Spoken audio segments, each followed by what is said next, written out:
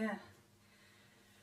Today I want to talk about a, for me, inspirational thought. It's the image of a Garden of Humankind. And I really believe that every human being is a unique, wonderful, shining flower or can be a unique, wonderful, shining flower, flourishing flower in this garden of humankind.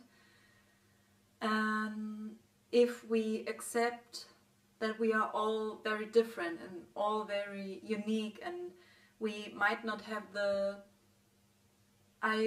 ideals that the world around us or our culture and society sees as the most wonderful aspects of, I don't know, people at the moment, right? But I really think that we all have kind of a purpose in life, and our purpose is actually to shine our light, to find our true self and to nourish our true self, to be the most beautiful version of ourselves, which we can only be if we accept what kind of nourishments we need, what kind of nourishing elements out of the soil in the image we need. That means what activities fulfill us, what brings us joy, what people are good for us in our surrounding.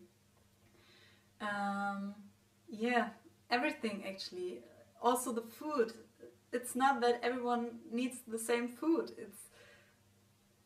There is more healthy food and more not so healthy food, but still the body is so different. So it's really about nourishing your body, your mind, your heart and your soul to become the most beautiful version of yourself.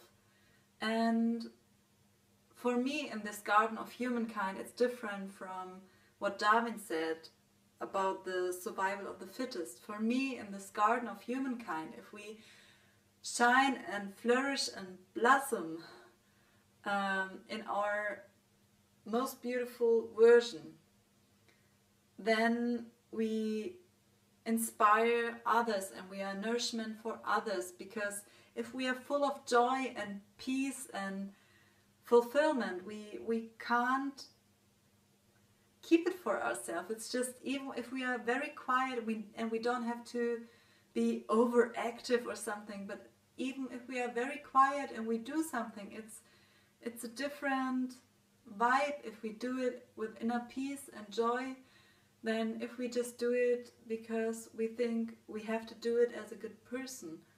So yeah, for me, this garden of humankind also shows that it's about that we are not the best servant in the world or for the world if we are just looking for other people, but we are the best servant in the world if we are nourishing ourselves and shining our light out in the world and nourishing other people with this and helping other people with this.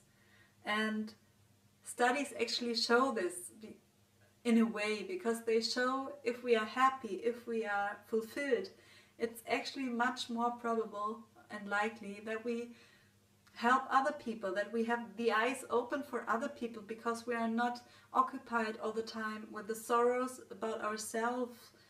We are open for the world if we are happy and fulfilled. So yeah, I think the start for serving the world always begins within us. And I think a problem in society is often that we think we have to be a certain kind of flower. And for example, let's say we have to be a rose, but maybe you're a dandelion or you're a daisy or you're a tulip or whatever. And I think often it's about to accept that the way you are is the best you can give into this world. It doesn't matter which color you are or how tall you are, or I don't know how big your leaves are, or I don't know what kind of bees are coming to you or whatever.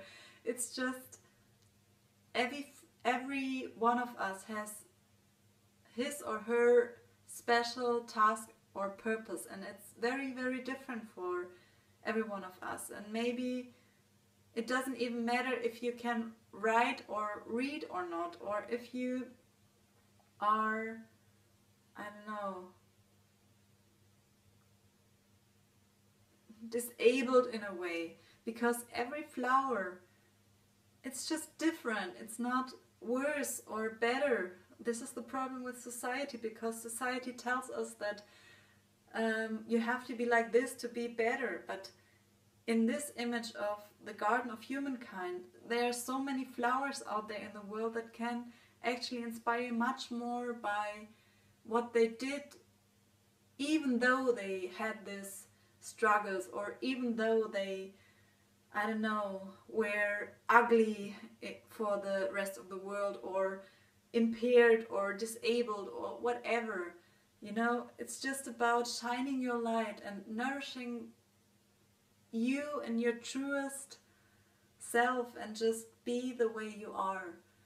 And by being the way you are, inspiring others and encouraging others to do the same, to take themselves serious, to love themselves, to be compassionate with themselves, to look what's good for